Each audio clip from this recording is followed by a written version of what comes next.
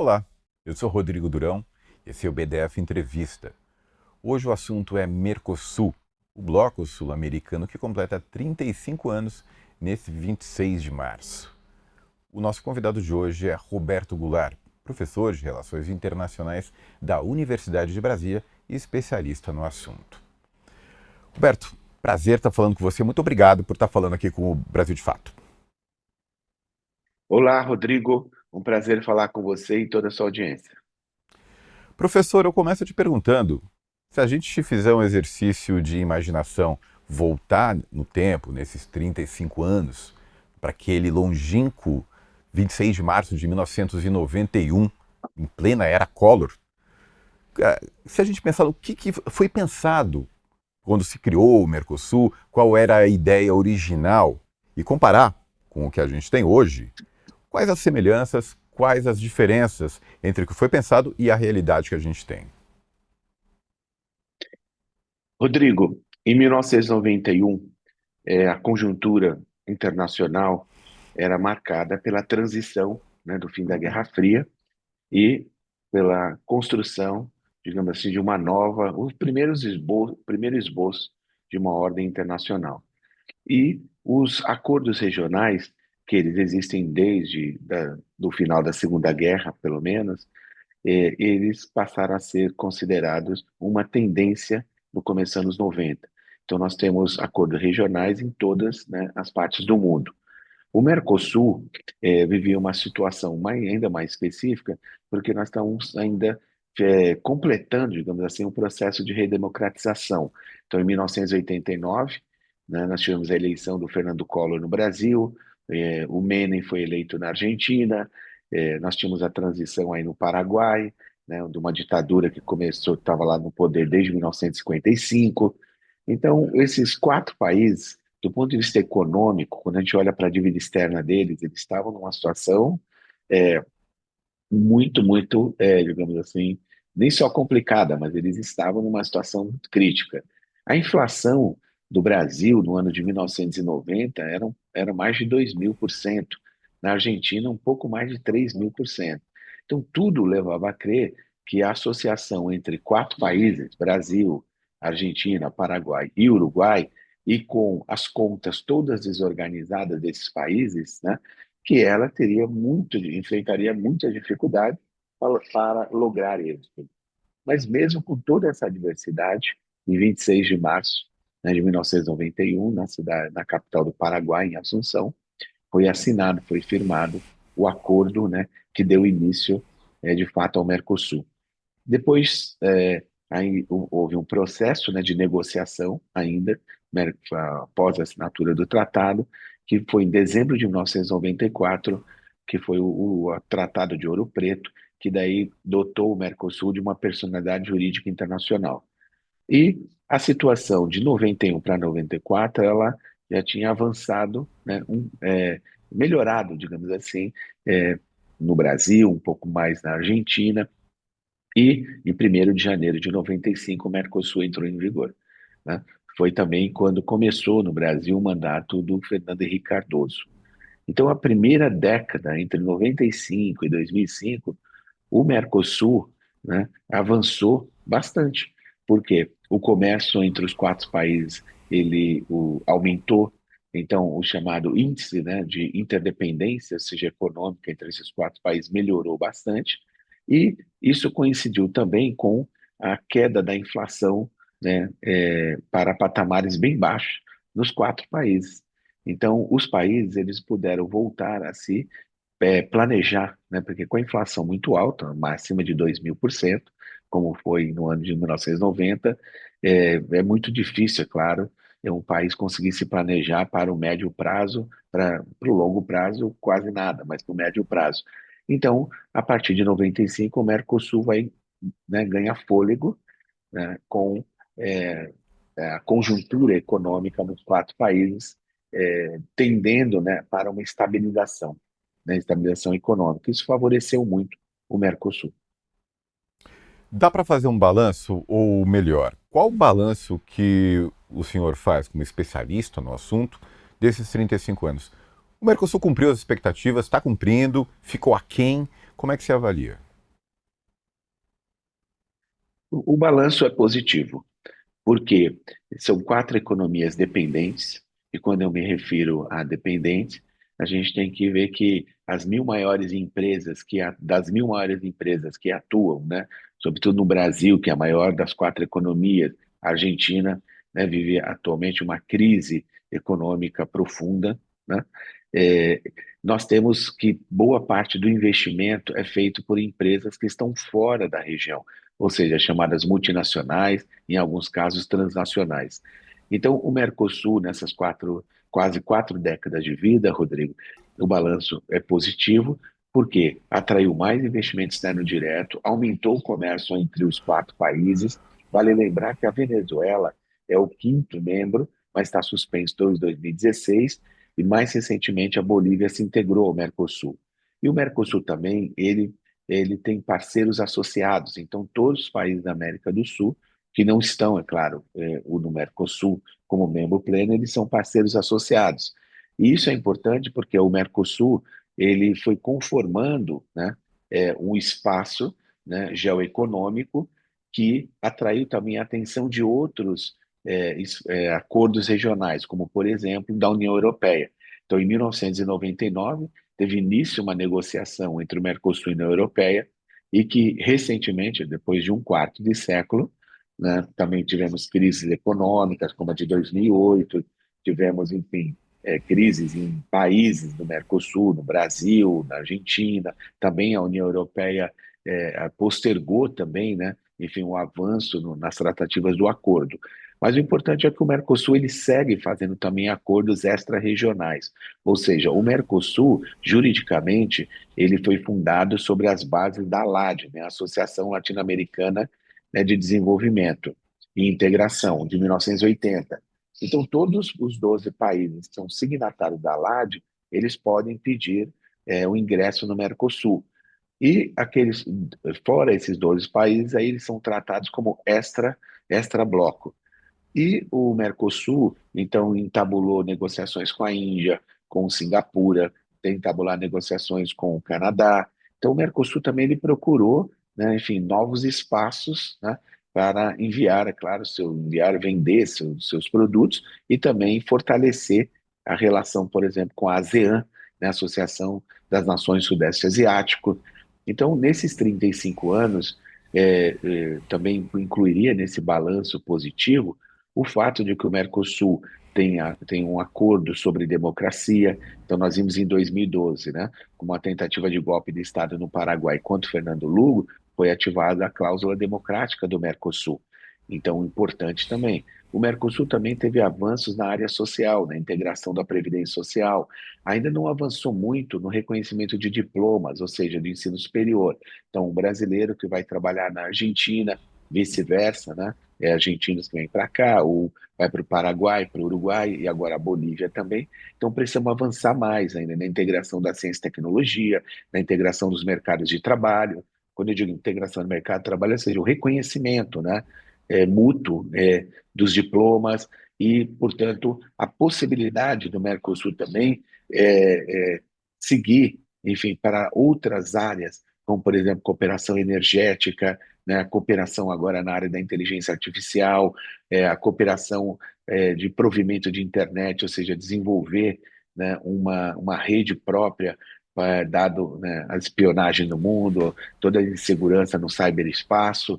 Enfim, o Mercosul, ele também nesse período de 35, nesse tempo de 35 anos, Rodrigo, ele também foi adensando o seu organograma. Então, a cooperação na área ambiental, nós temos várias cooperações que foram sendo adensadas ao longo dessas 3 décadas. Então, não é fácil você manter, né, um acordo como o Mercosul, porque também é importante destacar, Rodrigo, que um acordo regional, ele também depende muito da conjuntura. Então, nós vimos, por exemplo, quando o Javier Milei assumiu a presidência na Argentina, ele começou a insinuar, né, enfim, na entrelinhas, a possibilidade de retirar a Argentina do Mercosul. É impensável o Mercosul sem a Argentina. Então, o Brasil também tem que fazer um esforço diplomático muito grande para manter, né, o Mercosul em funcionamento e que a Argentina seguisse no acordo. Então, também isso tem que ser creditado, né, também a esse esforço para se manter o Mercosul vigente e, é claro, com um horizonte de fortalecimento. É isso que eu queria te perguntar. O quanto que o Mercosul é vulnerável a essas intempéries do momento? Um governante que não gosta do outro, tem outra orientação política. O quanto que um governante desse pode prejudicar o bloco? Se é que pode, ou o bloco está blindado por cláusulas, existem mecanismos de defesa do Mercosul que blindem o Mercosul de vontades, de humores políticos momentâneos. O Mercosul, ele é intergovernamental, né? Ou seja, os países é quem toma todas as decisões. Nós não temos nenhuma instância no Mercosul supranacional. Nós temos em desenvolvimento ainda, enfim, foi criado, enfim, mas ainda tem muito a caminhar o Parlasul, né? O Parlamento do Mercosul. Rodrigo, quando a gente pensa, né, assim, na possibilidade de um país sair do Mercosul, eu acho que a referência é a União Europeia e o que aconteceu na votação em 2016, no Brexit, que foi a saída do Reino Unido da União Europeia. Mais adiante, pesquisas, né, enfim, mostram que, ou constatam, melhor dizendo, que parte da população, a maioria da população da União Europeia ela estaria disposta a voltar, né? Desculpa, do Reino Unido Do estaria Reino Unido. disposta a regressar, do Reino Unido estaria disposta a regressar para a União Europeia. Então, também a gente tem que levar em conta o setor empresarial, porque hoje cerca de 95% das tarifas do Mercosul, né, elas já estão na chamada tarifa externa comum, na TEC, né? Ou seja, qualquer país que queira vender algo um bem ou serviço para os países integrantes do Mercosul, ele paga a mesma tarifa. É uma tarifa externa comum, ou seja, como o Brasil tem o maior mercado consumidor e o Paraguai, né, ou o Uruguai, que são os sócios menores, digamos assim, do Mercosul, claro, as duas menores economias comparadas a Brasil e Argentina, então poderia ter um movimento de um país, como por exemplo a China, de concentrar suas operações no Uruguai e no Paraguai, e a partir dali ter como destino final o mercado tanto brasileiro quanto argentino.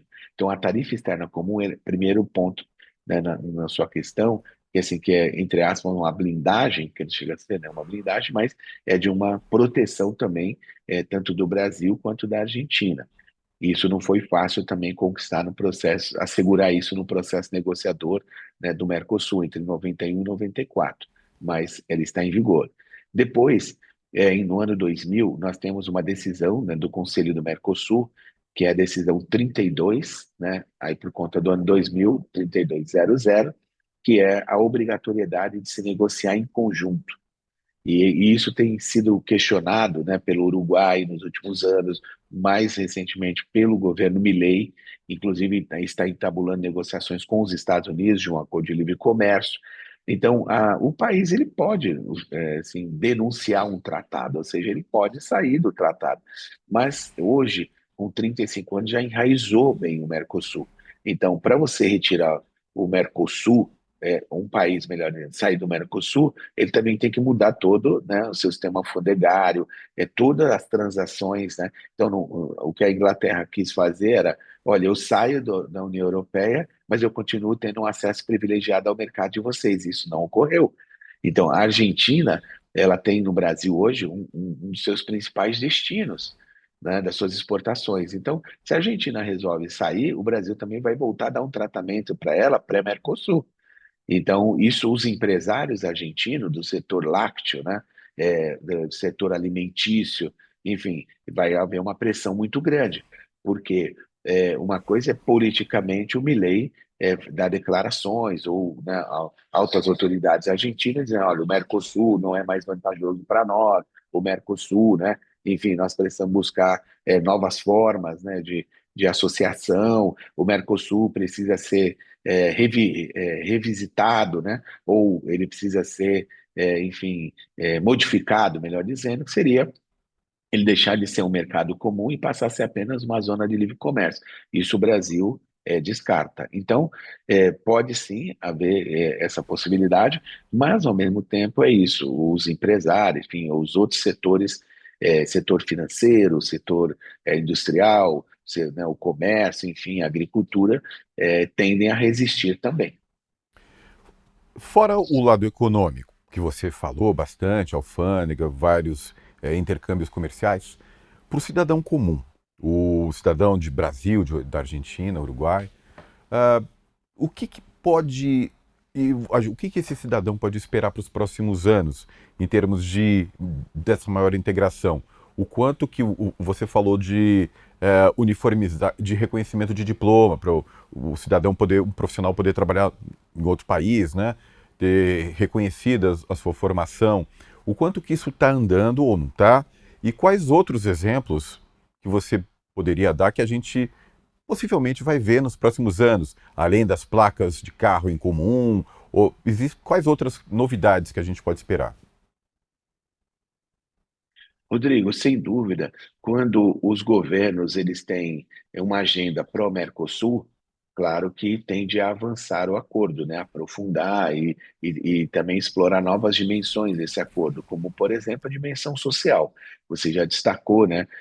Do ponto de vista do trabalho, a Previdência já avançou. Recentemente, o Mercosul colocou, entrou em vigor o fim do roaming, né? Ou seja, se você viaja para algum dos países do Mercosul, não vai pagar mais uma tarifa diferenciada ao usar o celular. Então, o que nós precisamos ver que esses avanços, como não pagar roaming, enfim, claro que é um avanço pequeno, porque hoje você usa o WhatsApp, as outras ferramentas que não necessariamente isso vai fazer uma grande diferença para o cidadão comum, mas pode fazer para as empresas. Agora, o ponto é que a agenda do Mercosul, nesse momento, é difícil projetar, Rodrigo, novas dimensões por conta que a posição é defensiva. Hoje o Brasil, então, ele trabalhou, como eu mencionei, né, na resposta anterior, que é o Brasil trabalha primeiro para reduzir danos, né, ou seja, manter o Mercosul funcionando, administrar os atritos com a Argentina, administrar, né, enfim, as dificuldades que vão sendo criadas, de certa forma, até artificialmente pelo governo argentino, dada a sua aversão, né, ao acordo, mas também ele é chamado à realidade, ou seja, né, de que o Brasil, afinal de contas, enfim, faça chuva, faça sol, a Argentina está obtendo divisas a partir, né, do Mercosul, né, seja com o Brasil, com o Uruguai, enfim, com o Paraguai e agora também com a Bolívia. E um outro ponto é que nós temos que avançar, como também seria bom destacar, Rodrigo, por exemplo, na área da inteligência artificial. Nós vimos na pandemia que quase não houve cooperação entre os países do Mercosul. Então, nós temos aí temas de saúde global que precisam ser enfrentados conjuntamente. Lá atrás, o Mercosul já enfrentou, por exemplo, a febre aftosa.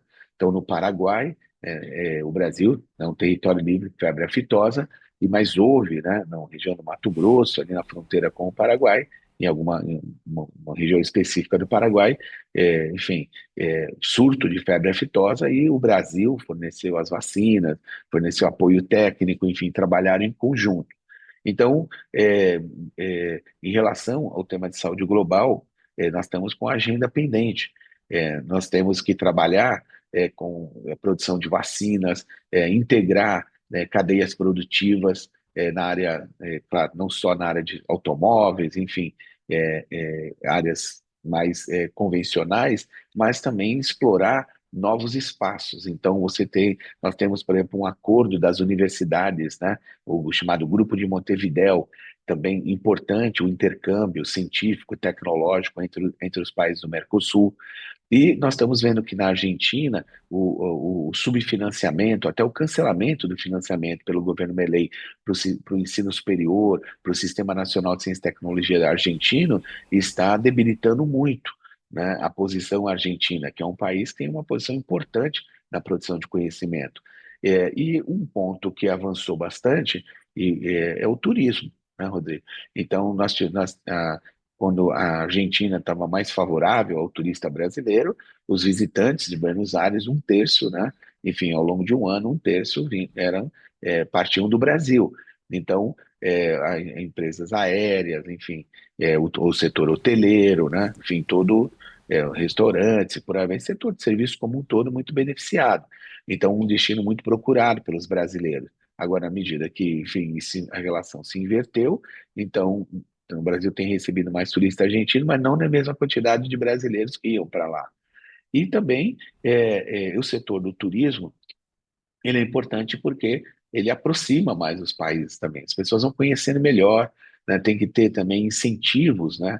Dos governos para que as populações circulem mais. E um último ponto, seria importante a gente ter um programa como o da União Europeia, Rodrigo, que é o programa Erasmus, em que o estudante, por exemplo, um estudante português, ele começa estudando o seu curso, por exemplo, curso de jornalismo em Portugal, depois ele pode seguir um ano na Holanda, ele pode seguir estudando em outros países. Então, nós precisamos fazer isso, botar a juventude, né, brasileira, os estudantes universitários, não só, mas sobretudo a juventude, para se movimentar mais entre os países do Mercosul, para se conhecerem mais também, né, e, na medida do possível, os países E isso, associados do Mercosul. isso que você está falando é uma. Está em negociação? Ou é uma ideia muito embrionária? Em que pé que está? Os ministérios, os respectivos ministérios da educação e as agências, né, desses ministérios é, ava- a- têm acordos, como o Grupo de Montevidéu, tem acordos de universidades brasileiras com universidades dos países do Mercosul, especialmente, né, a Argentina. Por quê? Só temos uma universidade pública, né, no Uruguai, que é o DELAR, a Universidade de la República, e uma universidade muito importante também, e esse acordo acaba sendo mais universidade a universidade, mas existe a possibilidade de mobilidade, né, para estudante de graduação, de pós-graduação, docentes também, no Mercosul, mas ainda os recursos disponíveis são limitados. Então, o número de bolsas, né, são também, respectivamente, é claro, consequentemente, também é pequeno. Então, a gente precisaria ter um acordo parecido, né, com o do Mercosul. Desculpa, na União Europeia e no Mercosul. A Andifes, que é a Associação Nacional que reúne os dirigentes, né, os reitores e reitoras do ensino superior no Brasil federal, das universidades federais, Rodrigo, eles têm trabalhado num projeto chamado ARCO, né, que é exatamente essa ideia, ou seja, assim, inspirada no projeto Erasmo, de aproximar organicamente as universidades, os respectivos sistemas universitários, para que possa enfim, haver de fato uma integração consistente nessa área. E por Certo. último, no ponto de vista científico e tecnológico, nós temos um convênio que chama PEC, né, que é o Programa Estudante Convênio dos anos 60 no Brasil, tanto para graduação quanto para pós-graduação, que, por exemplo, é um país como estudantes da Colômbia, eles vêm usufruindo bastante desse programa, mas que do Mercosul ainda a gente tem pouca participação. Você falou do Milei, que está jogando contra. Queria saber a sua opinião. O quanto que é bravata, o quanto que é possibilidade real, tendo em vista o quanto que a Argentina se beneficia do Mercosul, né? Ele está jogando para o público dele, porque o Mercosul chega nesses 35 anos muito bem obrigado para fora, ou pelo menos com esse avanço histórico, o acordo com a União Europeia, mas dentro com essa possibilidade de racha interno, gente jogando contra. Como é que você avalia essa posição na Argentina? Eu acho que a pior fase já passou, né, dessa ameaça por parte do Milei. Nós sabemos que ele chegou com um projeto, né, libertariano, ou seja, de reduzir ao máximo possível a atuação do Estado argentino. Ele tem levado isso adiante na área do mercado de trabalho, na legislação trabalhista, né? Tentou extinguir o Banco Central da Argentina, enfim, extinguiu vários ministérios e a ameaça nos 6 primeiros meses, o primeiro ano do seu governo, era de fato, parecia estar próximo, né? Mas eu acho que essa fase passou. Nesse momento, a ameaça vem através de um possível acordo da Argentina diretamente com os Estados Unidos, e que aí vai ferir, né, a decisão 32 do Mercosul, lá do ano de 2000, e o Brasil, isso preocupa muito o Brasil. Também o Uruguai, para não ficar só na Argentina, o Uruguai também passou a falar nos últimos anos da possibilidade de um acordo direto com a China. Então, um país de 3 milhões de habitantes, uma economia pequena, fazer um acordo, né, com uma das, já, né, aí ocupando uma posição de potência econômica mundial, que é a China. Então, um acordo muito assimétrico também. Mas também o Uruguai, e tem uma certa dose de razão, aí ele reclama também dos benefícios, né, que o Mercosul, enfim, estavam projetados e que chegou muito pouco. O Paraguai chegou muito pouco para o Uruguai. Tanto que em 2005 o Brasil, né, convenceu a Argentina de criar um mecanismo chamado FOSEM, o Fundo de Convergência Estrutural do Mercosul, que era para ajudar a reduzir assimetrias, né? Então, nós temos projetos de infraestrutura, parques eólicos, como foi inaugurado no Uruguai, uma segunda ponte né, com o Paraguai e Brasil, enfim, ajudar a melhorar a infraestrutura do comércio exterior desses países, informatizando, com equipamentos, né, treinamento também de pessoal. Mas isso é claro, dada, né, a disponibilidade de recursos, os avanços são pequenos. Mas essa tentativa de retirar a Argentina do Mercosul, né, ela segue no horizonte, mas eu acho que com menos força do que no início do governo Milei, Rodrigo. Agora, a respeito do acordo com a União Europeia. Esse acordo, considerado histórico pelos governos, né? Começou no Fernando Henrique, em 99, como você falou, as negociações. Foi concretizado agora. Mas ele é bastante criticado por desindustrializar potencialmente a América do Sul, que se conformaria em ser um fornecedor de matéria-prima para a União Europeia. Ou seja, iria condenar a região a ser o chamado grande fazendão, sem a possibilidade de vender produtos melhores, mais caros, industrializados. Também é criticado na União Europeia por sucatear muita força de trabalho, da agricultura, principalmente. Eu gostaria que você falasse como é que você vê essas críticas e o acordo em si. O acordo, Rodrigo, ele foi uma resposta, de certa forma, do governo Fernando Henrique à época ao projeto da área de livre comércio dos Estados Unidos, né, a ALCA. Ah, Então, o Brasil, para não ficar preso à situação, né, de uma negociação com um parceiro tão assimétrico como os Estados Unidos, o Brasil abriu essa frente de negociação. Quando o governo Lula chegou em 2003, qual foi a estratégia negociadora adotada?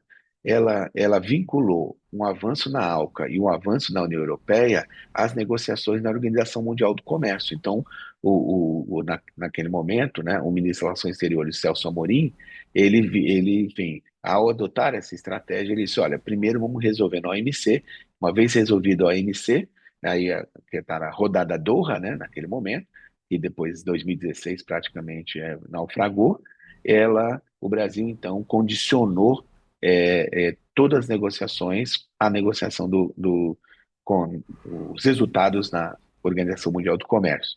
Pois bem, na medida que a negociação emperrou na OMC, então o Brasil se volta paulativamente tanto para o acordo da ALCA quanto para o acordo do Mercosul-União Europeia. A ALCA ficou no caminho. Em 2005, ela naufragou, né? Ou ficou lá, está adormecida, digamos assim, que os Estados Unidos sempre vão tentar, de uma forma ou outra, né, manter a primazia econômica sobre a América Latina, de diferentes maneiras. E o acordo Mercosul-União Europeia, ele seguiu na agenda, mas também, é claro, tem fases, né, do processo negociador. Então, no momento em que, no final, melhor dizendo, do primeiro mandato da presidente Dilma Rousseff, foi quando o acordo voltou à tona, onde o Brasil voltou a falar sobre o acordo, voltou a apoiá-lo, mas o fato é que tanto a ALCA como o acordo com a União Europeia, ele é altamente assimétrico, ou seja, é muito desigual. Basta ver que 95% do que a União Europeia vende para o Mercosul, né, produtos, né, manufaturados, semi-manufaturados, de alto valor agregado, além de bens, também serviços, né? E o Mercosul, quando ele vende para a União Europeia, é sobretudo no setor primário, que em si não dá para dizer, porque é o setor primário não tem valor, é claro, né? Mas o ponto é que você destacou bem a preocupação com a desindustrialização do país. Agora, tem um dado que tem sido pouco discutido no acordo que diz respeito à propriedade intelectual. Então, há uma estimativa de que o Brasil vem a perder 10 bilhões de dólares por ano em propriedade intelectual, pagando royalties para países empresas da União Europeia.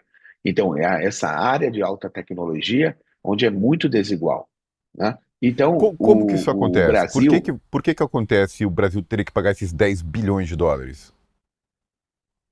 porque é o setor farmacêutico, que é um setor, né, que a União Europeia tem empresas, grandes corporações, você tem na área de tecnologia, tecnologia da informação, você tem da via, enfim, aviação, enfim, você tem diferentes áreas que empresas europeias, enfim, exploram royalties no Brasil, né? Então, o Brasil acaba pagando, em média, 10 bilhões de dólares por ano.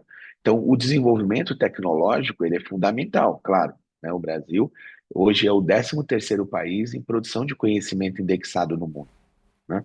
Então, o Brasil tem um importante Sistema Nacional de Ciência e Tecnologia, mas o investimento na ciência e tecnologia no Brasil, por exemplo, pega uma agência importantíssima como a CAPES, que financia os programas de pós-graduação no Brasil, financia boa parte da pesquisa no país, o orçamento dela de 2026 é igual ao de 2014.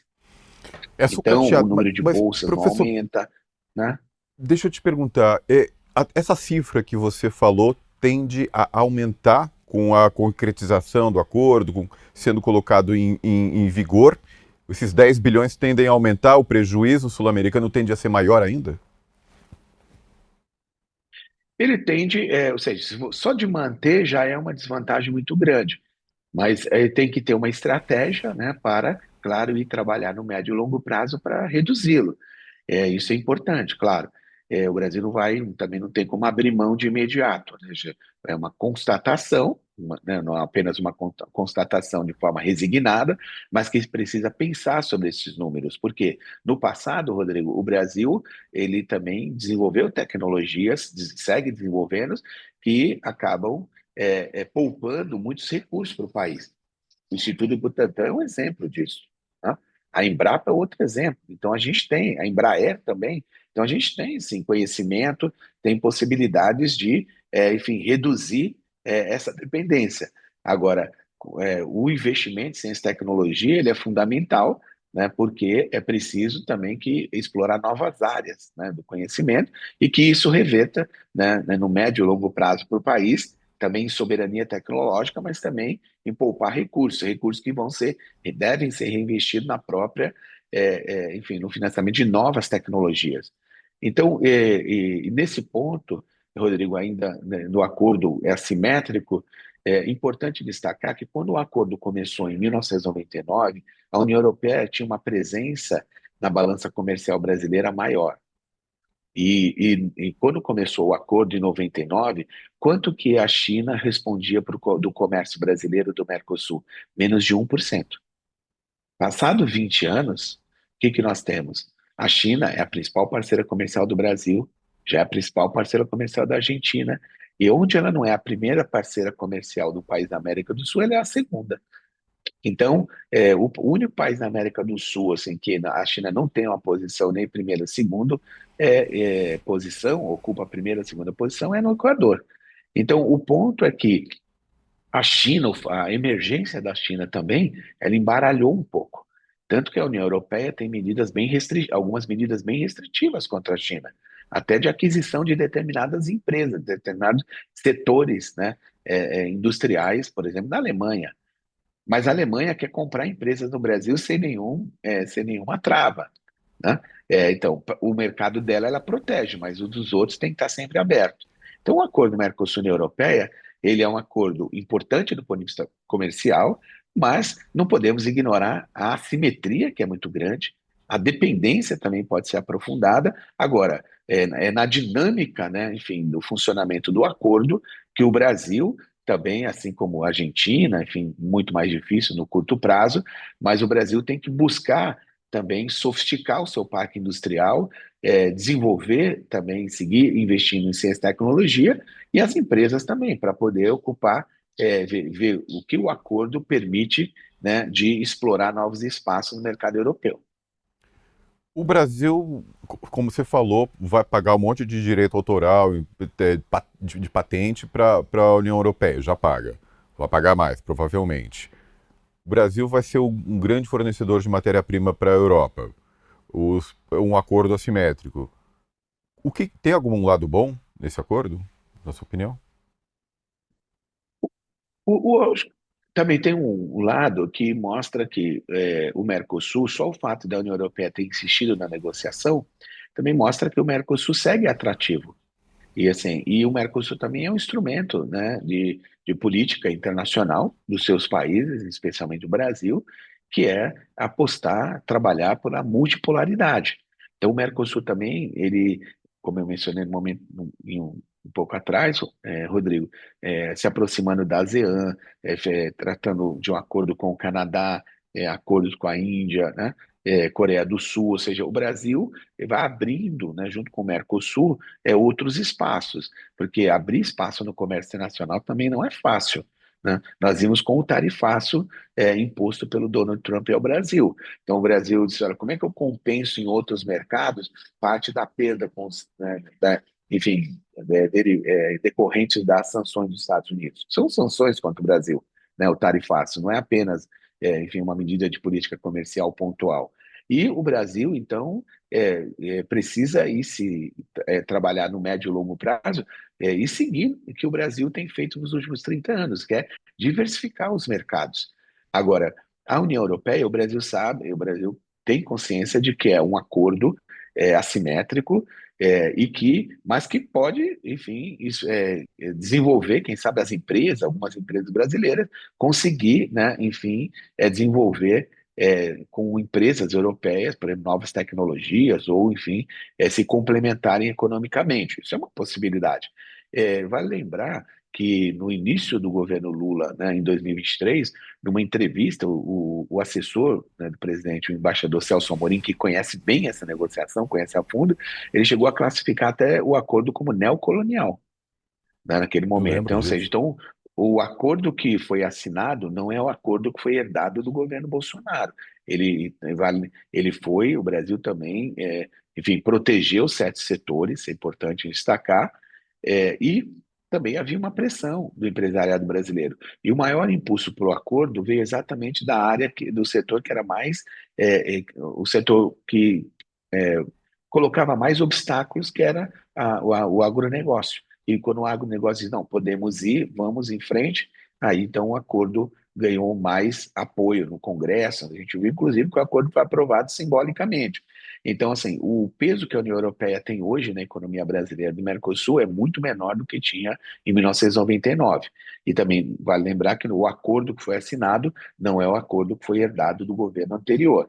E o Brasil também deixou alguma margem, buscou, né, para deixar uma margem de autonomia, exatamente para não cair na mesma armadilha que estava previsto lá no acordo da ALCA. Então, ou seja, do Brasil, por exemplo, setor de compras governamentais. O Brasil conseguiu proteger. Um setor que a União Europeia queria era entrar no SUS, o Sistema Único de Saúde. O Brasil protegeu também.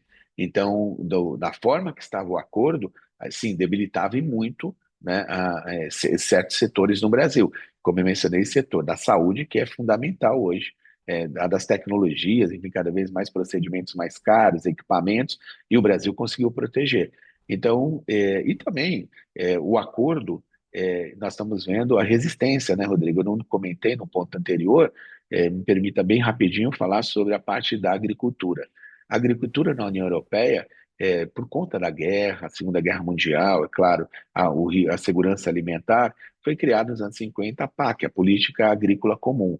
Essa política, ela subsidia até hoje pesadamente, né? Enfim, somando os Estados Unidos, a União Europeia e o Japão, é quase US$ 1 bilhão por dia de subsídios e aos seus agricultores. E a França ela perdeu todo o argumento da política agrícola comum. Hoje a Europa não tem nenhum risco, nenhuma insegurança alimentar, coisa, nem passa perto disso, e detém grandes empresas produtoras de alimentos, que, né, estão aí presentes em várias partes do mundo, e a União Europeia, então, passou a dizer, não, proteger a agricultura, esses pequenos agricultores, é importante, mas é porque é uma medida ambiental. Então, é um protecionismo, claramente é um protecionismo. Então, assim, por que que o agricultor brasileiro, né, o que se produz, por exemplo, o MST, produz mel, aí ele quer vender esse mel de altíssima qualidade, mel orgânico, de altíssimo, mel, claro, orgânico, tal, de altíssima qualidade e demandado. Aí a União Europeia põe cotas, né? O Japão absorve boa parte da produção de mel brasileira. Então, como é que o pequeno agricultor também, a agricultura familiar, como é que ela participa disso? Tem alguma possibilidade para ela? Então, o fato é que a União Europeia, sobretudo a França, ela se esconde atrás de uma política que é, claro, importante, segurança alimentar, agrícola comum, mas para seguir mantendo os altos subsídios para um grupo muito pequeno, que certamente deve se justificar, mas não pode justificar toda a política europeia. Professor Roberto Goulart, muito obrigado pela sua participação nesse aniversário do Mercosul. Um prazer falar com o senhor. Obrigado, Rodrigo. Um prazer falar com você, com o Brasil de Fato, toda a sua audiência.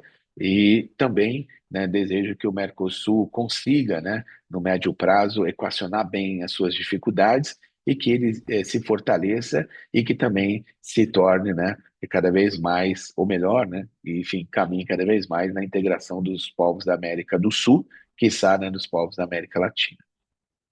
Tomara. E o BDF Entrevista de hoje fica por aqui. A gente volta amanhã. Tchau, tchau.